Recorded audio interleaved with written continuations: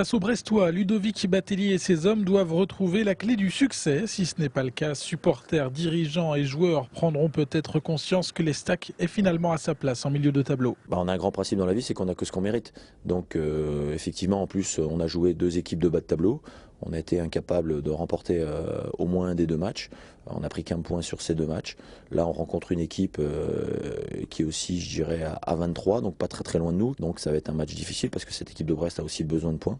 Donc il n'y a pas de fatalité, il n'y a qu'une réalité, c'est qu'on est incapable de gagner les matchs contre des équipes dites de bas de tableau. Donc ça veut dire que pour l'instant, on est à notre place et on l'est bien. L'un des chantiers importants en ce moment à l'Estac, c'est la défense. Sur leurs 3 derniers matchs, les Troyens ont encaissé à chaque fois 2 buts. C'est trop pour prétendre au haut du classement. Il va falloir faire bloc dans l'esprit du jeu, c'est-à-dire une équipe qui soit là, solide, costaud, et avec un seul objectif au départ, c'est pas prendre de but, parce qu'on le voit actuellement.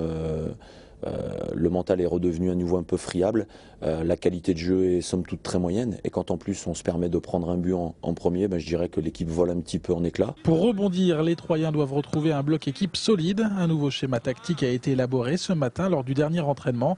Ce dispositif a pour objectif de densifier le milieu de terrain pour offrir plus de solutions à l'unique attaquant, Titi Bouengo.